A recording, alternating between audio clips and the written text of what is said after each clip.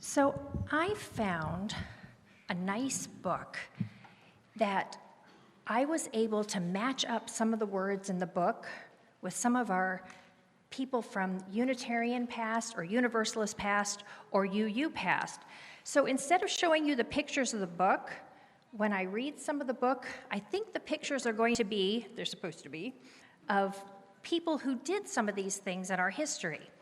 So that's actually slide 2. Do we have one before that? No? All right. So the book says, the world needs your voice. Go ahead. It doesn't have to be perfect as long as it's from your heart. You don't have to be loud. You can say something in many ways, with words, with action, and with creativity. So the first one is Dorothea Dix. And it matches with the book saying, if you see someone lonely, say something. Just be there for them. And that's what Dorothea Dix did. Next, Henry Thoreau. If you see an empty lot, say something by planting a seed and watching it bloom. James Reeb. If you see someone being hurt, say something by being brave. Francis Harper. If you see, Harper was excited by that. If you see something beautiful, say it with a poem. Lewis Latimer. If you don't know him, look him up. Interesting, he didn't get a lot of credit for what he did. If you have a brilliant idea, say something with confidence. Whitney Young. If you're angry, say something to help people understand. Viola Luezo. If you see an injustice, say something peacefully. Inspire others to be peaceful too. John Marshall. Sometimes you'll say something and no one will be listening, but keep saying what's in your heart and find someone who will listen to you. Keep saying it, and you may be surprised to find that the whole world is listening. Edmund Halley, not Haley, Halley, as in the comet. If you're grateful for being alive, quietly say something to the stars, to the universe, and some people from VUU. So when you're ready, say something. Your voice can inspire and heal and transform. Your voice can change the world. Are you ready to say something? Theo's ready. And as is our custom, we're going to sing these great kids out under a bridge of love because we're going to make a difference in the world. This little light of mine.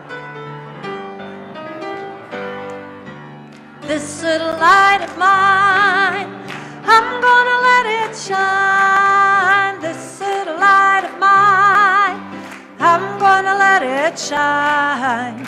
This little light of mine, I'm gonna let it shine. Let it shine, let it shine, let it shine. All around the world, all around the world. I forgot this line. I'm gonna let it shine.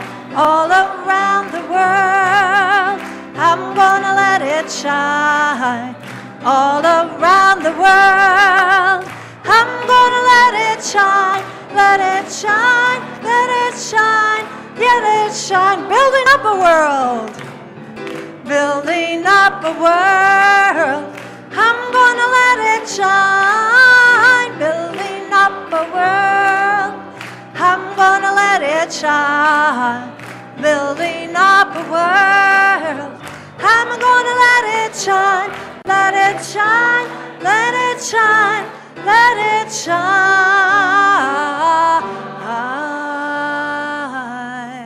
Thank you. Please have a seat. And I apologize to the tech crew. I forgot to put this little light on, but you know it so well. It's fine. So we're going to move into our time of centering now with a song I love, but there's lots of words. 1051. It's actually easier to follow up here because of all those repeats. but a great song written in honor of our ancestors by Isaiah Barnwell from Sweet Honey in the Rock. Let's stay seated for this, but you're going to need to sit tall and get lots of air. For every child that's born, a morning star rises and sings to the universe who you are.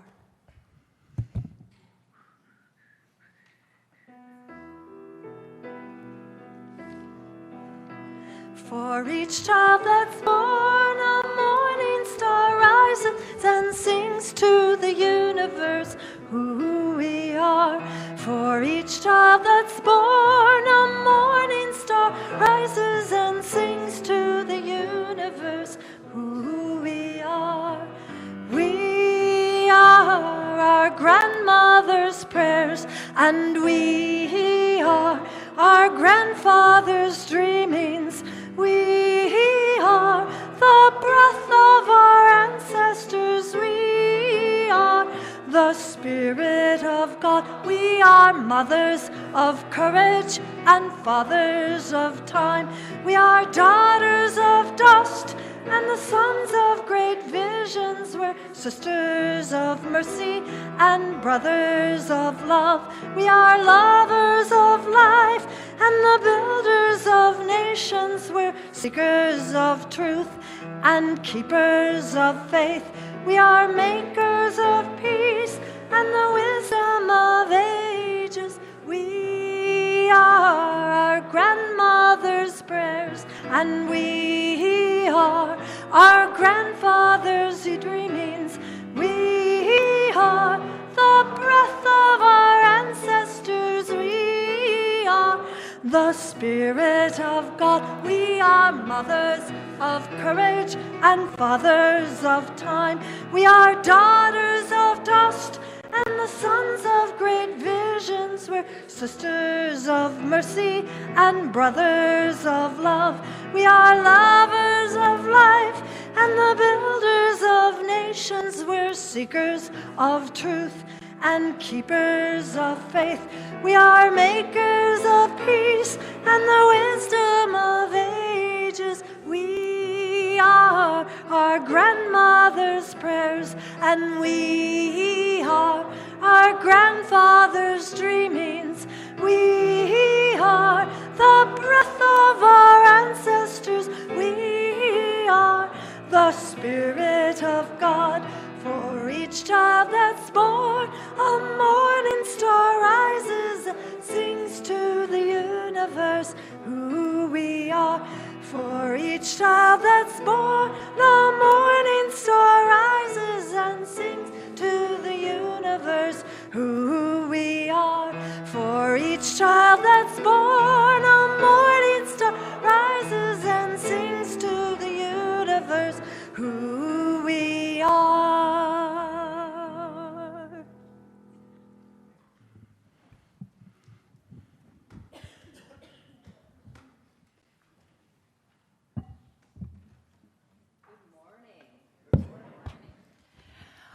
On Halloween, which is also known as Samhain, those who practiced nature-based religions believe the veil of the worlds is at its thinnest.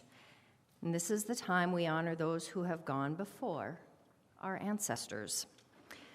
Reverend Don Lewis High Corral defines our ancestors as those who've shaped us and made us who we are. Some are physical ancestors, family members now crossed over, but others are spiritual ancestors, people to whom we are not related by blood, but through love. Those who have shaped us through their examples and actions. They've made us who we are, and we honor our spiritual ties to those people.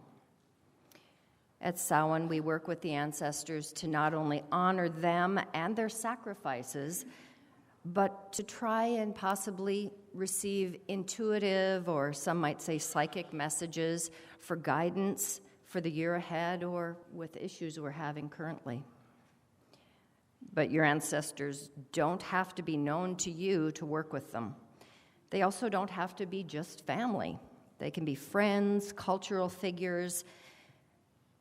Many pagans see those who were before them, that their ancestors who paved the way for our practice.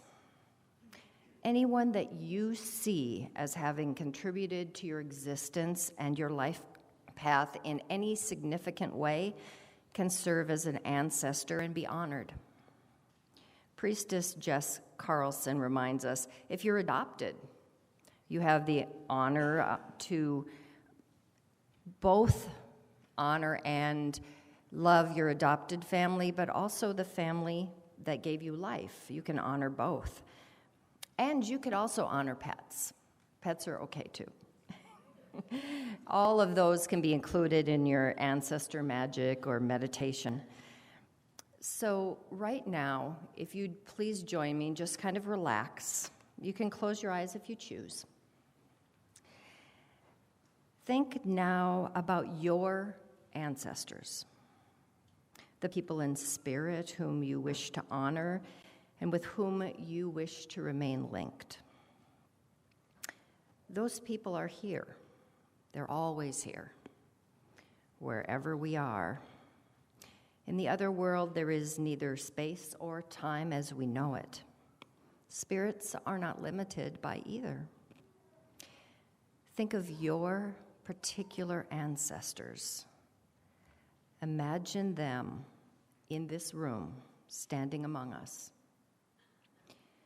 See them clearly. Hold them in your hearts as we honor them.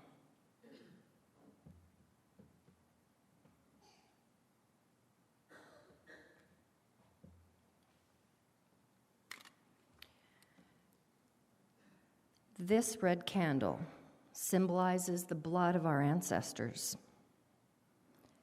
Think about your bloodline, your lineage, anyone who may have literally shed blood for your family or your country. See them clearly in your mind's eye and hold them in your heart.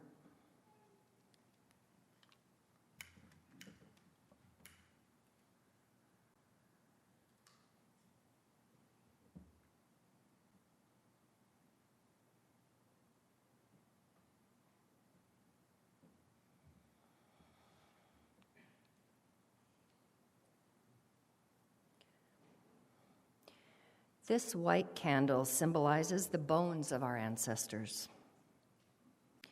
Think about the roots you have to your family, the hard work your family may have done, leaving you the legacy. See each of them clearly in your mind and hold them in your heart.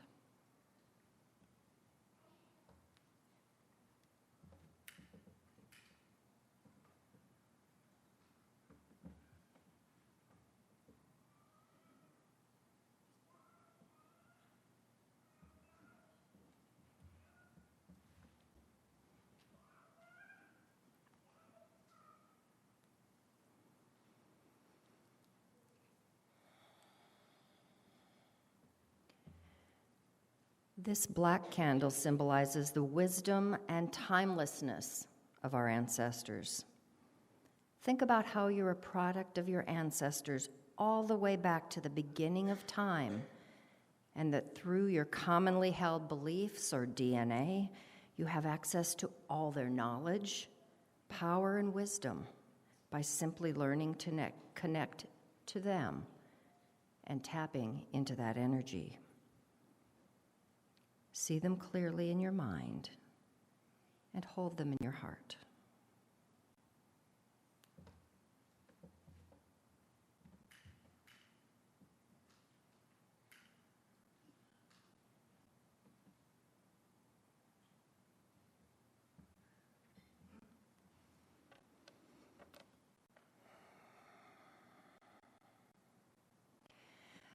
Now take a moment to acknowledge that you too will be a part of this endless thread of energy one day. Think about what you will leave for those who come after you.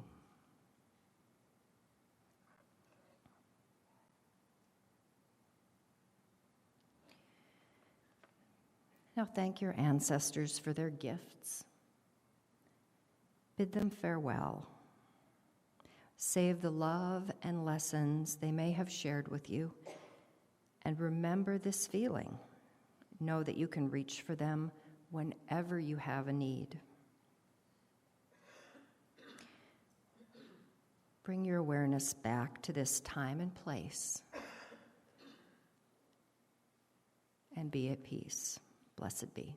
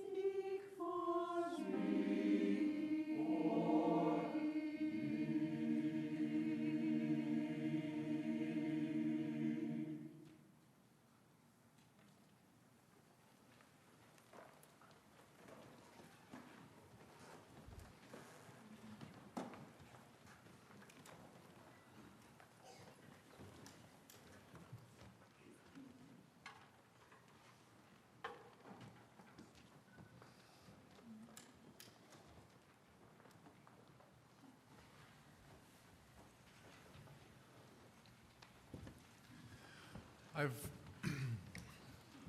long been enchanted with this idea that this time of year, as darkness continues its encroachment on our days, it feels to me like the veil between the dead and the living is at its thinnest. Something about that resonates with me.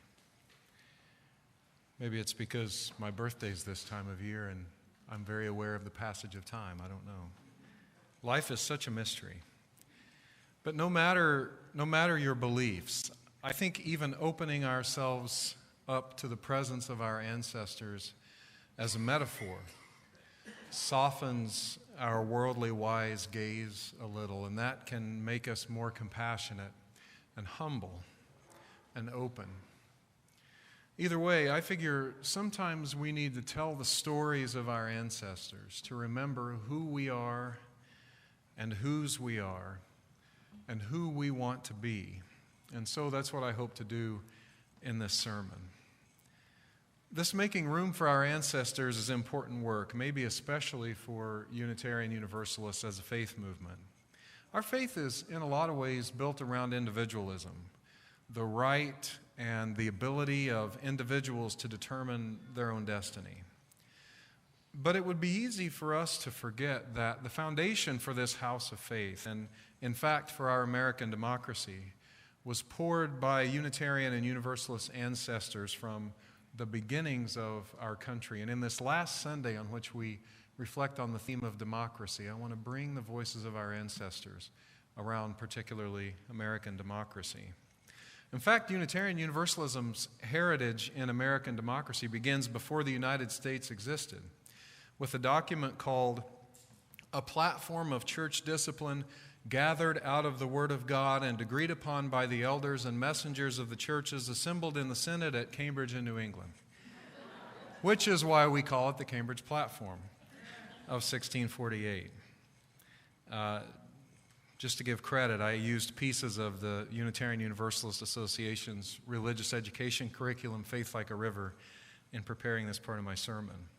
So in 1637, the Puritans who settled in Dedham, Massachusetts, wanted to start a church. This tiny village consisted of only about 30 families, and they had been so busy setting up a government, divvying up the land, building homes, and planting crops, they hadn't had much time to get to know one another. So they took a year and had a series of meetings to talk about how they would organize their church. They wanted to set up their church to be reflective of the way they were setting up their society. They wanted a church where people chose to associate, unlike the country they were fleeing, where they were compelled to be part of the national faith. It must have been incredibly exciting to be in this series of meetings, since in England, those kind of meetings would have been illegal. As the author of the Faith Like a River curriculum states, quote, "The bishops of the English churches had begun to crack down on the ministers, scholars, and lay people who looked at the lessons of the Bible in a political and social light. Discontent grew not with the church theology so much as with the church structure that dictated every facet of local church affairs. The idea of a free church took shape among the people, a church whose individual congregations were controlled by no outside authority," end quote. Now, this group of Puritans in Dedham, Massachusetts, a religiously diverse group as we might understand religious diversity today. They were all Christian. But it was important to them to create a church with which people would freely associate. And those who chose to associate would determine which preachers and teachers would serve them best. It was important to state that a church is simply a group of people of faith joined together in covenant, and that churches should cooperate with one another and hold one another accountable. All of this without a denominational hierarchy, as we would understand it. No bishops to be found, for example. Here in these congregational churches, which some decades later, many of them became Unitarian churches, American democracy began to take shape. A century later, as the American Constitution was being drafted, Unitarians and Universalists were influential voices. Now, when I was growing up in the evangelical church, every once in a while, some real turkey would die, some real piece of work. And you'd go to the service, and you'd leave, and people would say, boy, the minister really preached that guy into heaven. In other words, the preacher put a little too much of a shine on the sordid life of the recently deceased. I want to be careful this morning not to preach these folks into heaven. In some cases, they were able to rise above the prejudices of their times. In many cases, they were not. The Philly Magazine, which is a publication from Philadelphia, the Constitutional Convention City, recently had an article about the shadow side of the Constitution. And they said this, quote, "The word slave doesn't appear in the U.S. Constitution, but the topic of slavery is infused in the convention. While some members, even some slave-owning members, of the 55 delegates, some 24 were slave owners, some members argued vociferously against slavery, it was embedded in a number of the compromises. A slave was to be counted as 3/5 of a person for purposes of apportioning representation to the House, to counter Southern fears that the more populous North would abolish slavery. There was a ban on outlawing the Atlantic slave trade for 20 years through 1808. What's known as the Fugitive Slave Clause required, quote, any person held to service or labor in one state under the laws thereof shall be delivered up on claim of the party to whom such service or labor may be due. And the Constitution provided that the federal government had the power to quash domestic uprisings, which included slave rebellions. In a speech on the 200th anniversary of the ratification of the Constitution, Thurgood Marshall, who was the first black justice of the Supreme Court, noted that the framers of the Constitution, quote, consented to a document which laid a foundation for the tragic events which were to follow, end quote.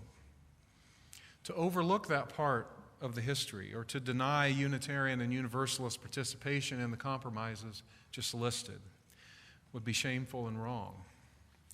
With that acknowledgement, and with the full knowledge that it rests on us to widen the circle of people who truly have the right to life, liberty, and the pursuit of happiness, I note that even in the very imperfect beginnings of our American democracy, our Unitarian Universalist ancestors made important contributions to set the stage for self-determination and democracy, rights that ideally are widened every generation.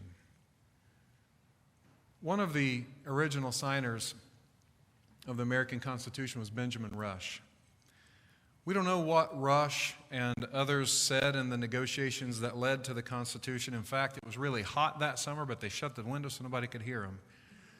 But we do know about their lives. Rush was a Universalist, a Christian who believed that no one would go to hell, that God in God's love would make certain that everyone would eventually be saved. Rush was so popular, maybe the most popular American social reformer of his time, that the simple fact that he was a Universalist broadened Universalism's appeal in the United States.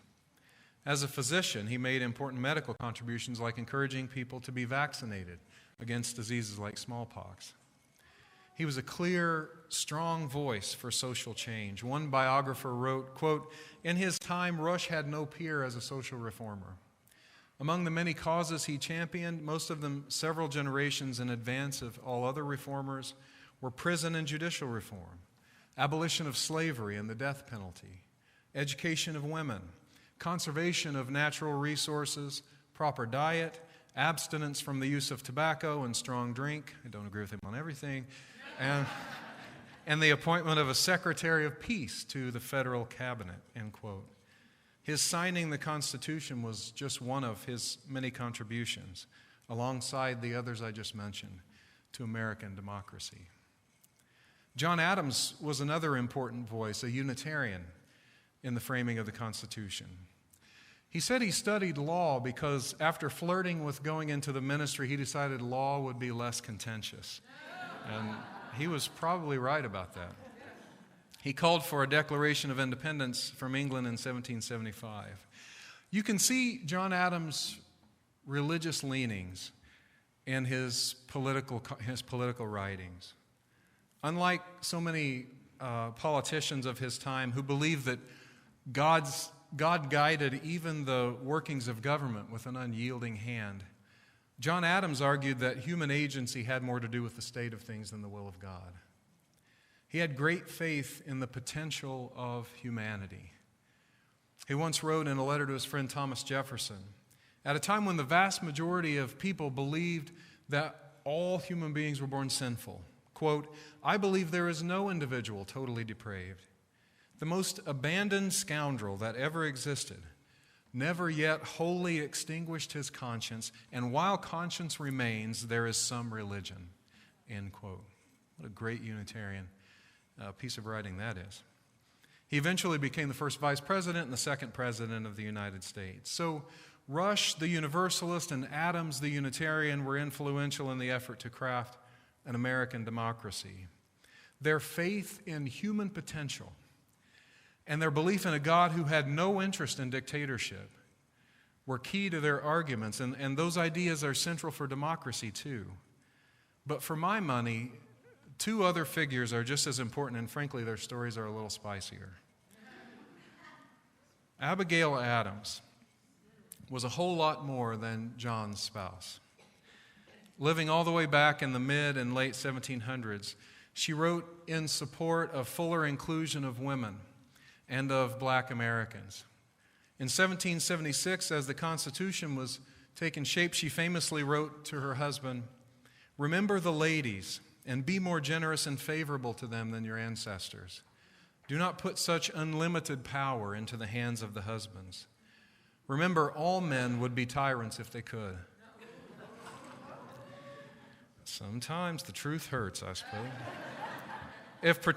She continued, if particular care and attention is not paid to the ladies, we are determined to foment a rebellion and will not hold ourselves bound to any laws in which we have no voice or representation.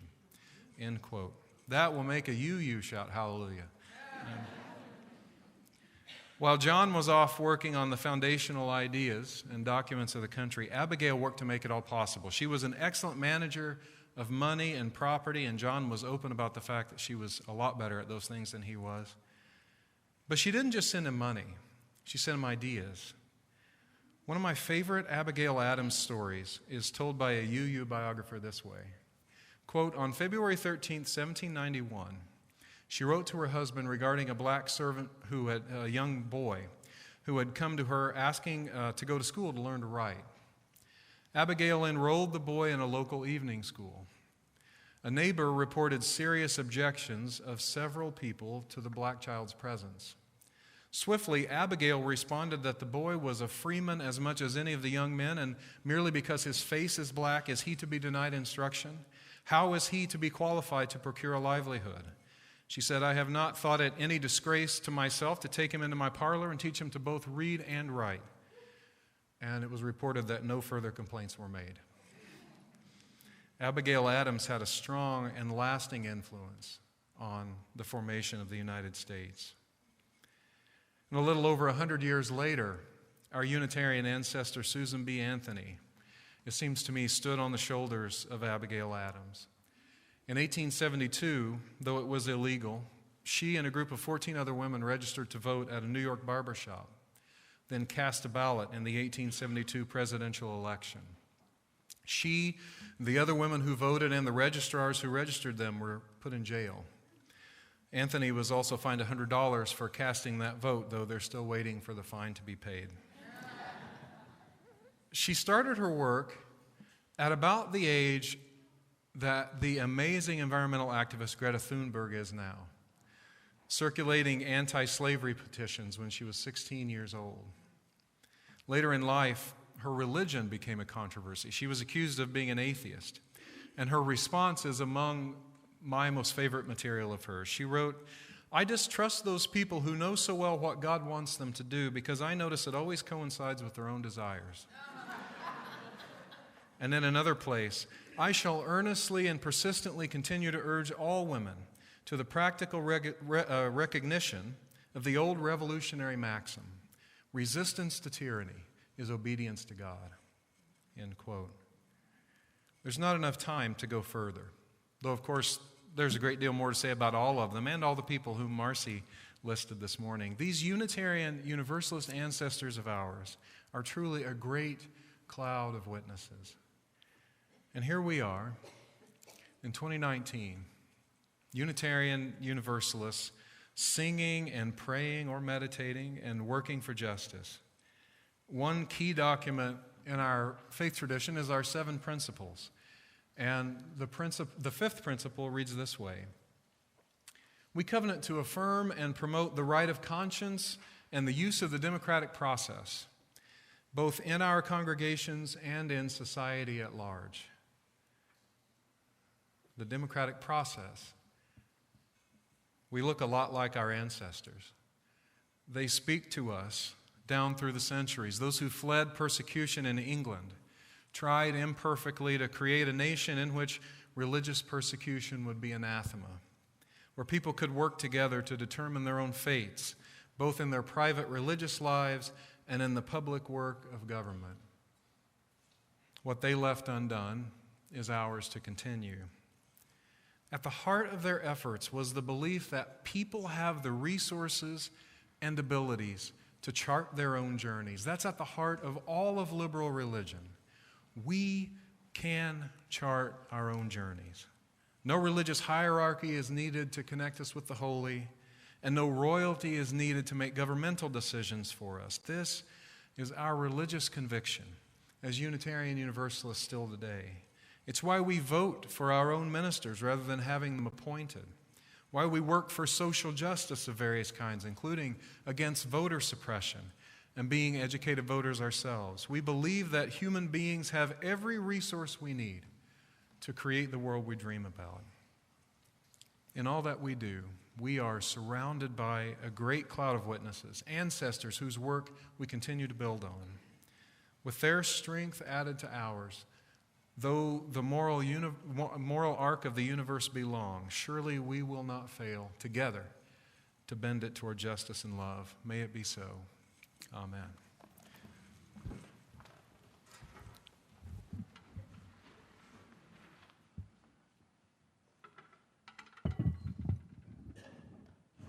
And please remember to come at 9:15 next week if you wanted to sing in a choir just for the day.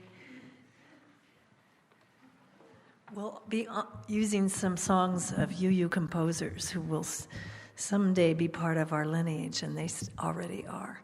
Please rise in body or spirit, if every woman in the world.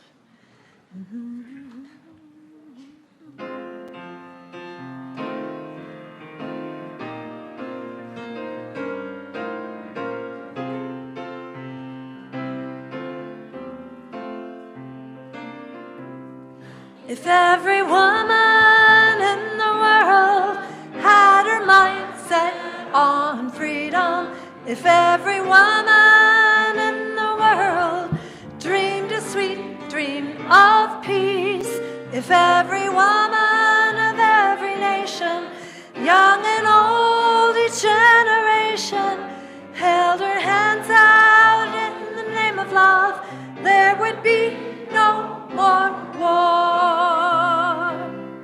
If every man in the world had his mind set on freedom, if every brother stood with brother as a witness of peace, if every man of every nation, young and old, each generation, held his hands out in the name of love, there would be no more war.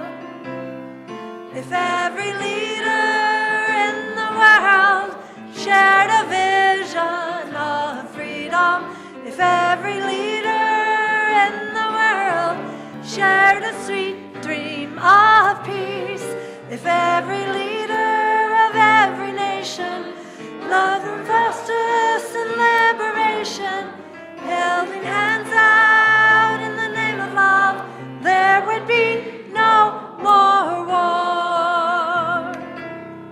If every nation in the world set a true course for freedom, if every nation raised its children in a culture of peace, in all our sons and all our daughters reached in friendship across the waters, refusing to be enemies, there would be no more war.